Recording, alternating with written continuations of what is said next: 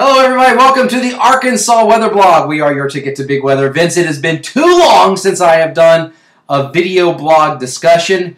It has been since early in the spring. Here we are in the midst of a heat wave, unprecedented heat for the end of June. Now that we are in July, I guess it's precedented.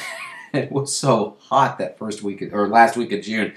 Everybody is looking for some sort of relief, and I think I may have found just a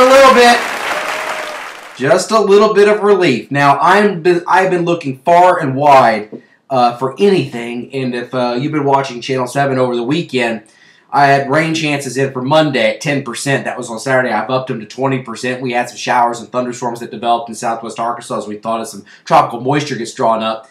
And so I think that it's warranted to go to 20% for for Monday. And temperatures may not reach 100 degrees for the first time in a while, but it may be 98, 99. It still could touch 100 degrees. But, I always talk about the three ingredients you need to hit 100 degrees in Arkansas. You need ample high pressure, strong high pressure, ample sunshine, and a dry ground. We have all of those. But there are signs, and it caught my eye. It caught my eye when I saw NOAA's 8 to 14 day outlook from Saturday. I don't like long-range forecasting, as you know, but I saw the 18 to 14-day outlook, and it was calling for below-average temperatures and above-average precipitation. That was on Saturday's forecast for the 8 to 14-day time period. So we're not talking about this week. We're talking about the following week. Today's came out, and it wasn't as bullish on it, and so I thought, well, let me examine the data and look and see what they're looking at possibly. And I found a model which kind of hints towards that, and it's the Canadian, and you know what? The Canadians, if there's one thing they do well, it's make cold air. So why not use their model, right? So let me get into this with the computer model data. And I know this looks like somebody, a 2-year-old, took a box of crayons or watercolors and a black magic marker or crayon and just drew lines all over the place and scribbled. It's awfully confusing, but I'll try to explain it the best I can. This is basically the current weather pattern, and you're looking at a level that we call 500 millibars. This is way up in the upper levels of the atmosphere. And this is around the jet stream level, and what you're seeing where you see the reds and the black lines, look up towards Canada. Can you make out where even Arkansas is? I know it's kind of tough. But on the north part there, that's Canada. You see the jet stream, where the black lines, you see that trough kind of over western portions of Canada, a little bit of a ridge over central Canada, and then a trough again over the Great Lakes. So we're looking at the jet stream. Now, that's our current weather pattern, but this is later on this week. In fact, this is next Saturday, so almost 1 week from now. And you see troughing developing across very close to the Great Lakes and moving into New England. And notice what we call the axis of the ridge, where the ridge reaches its highest amplitude, is over the Rocky Mountains.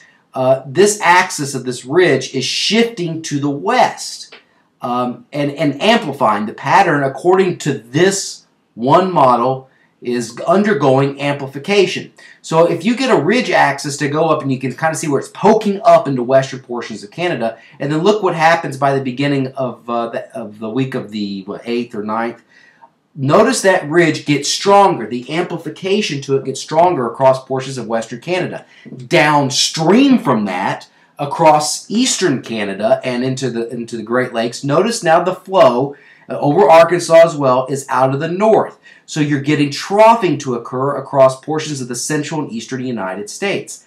That would allow for a frontal boundary to move. When you get a northerly flow off, you'll be able to send in some cooler and drier air into the state and bring in rain chances. Now let me show you what NOAA was looking at. NOAA was looking at for today's 8 to 14 day outlook. And it's kind of showing where that ridge is in place across the western United States. You see in those reds, that's a very high likelihood that those locations will see above average temperatures. That's what happens when you get a strong ridge of high pressure and you cook under what we call subsidence and lots of sunshine. But look where that trough is located. You have near normal, even below average temperatures across the Carolinas, the coastal areas of the Carolinas, Georgia, and Florida. But you have average temperatures to maybe slightly above average temperatures across the central and eastern United States. And then you have precipitation showing some rain possible across the Arklatex above average precipitation. Now, it was much more bullish on this yesterday, but you can kind of make out where maybe a frontal boundary gets shoved towards the south on the East Coast, and then it gets right back towards Texas and into the Texas and Oklahoma Panhandle, and maybe a frontal boundary stalls out in that area, and that's where the rain sets up with that frontal boundary as it drives towards the south. So, like I said, I've been looking for rain in all the wrong places, and maybe I found it finally.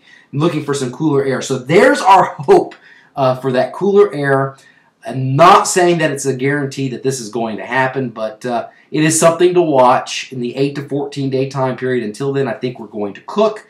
And I will, of course, keep you updated with the extreme wildfire danger. Remember to follow me on Facebook. Just look me up, Todd Jacobian, and on Twitter, KATV_weather, for the latest weather information. But like I said, this week, this first week of July, looks very, very, very, very, very hot with temperatures right around 100 degrees. And then the following week, things could cool down.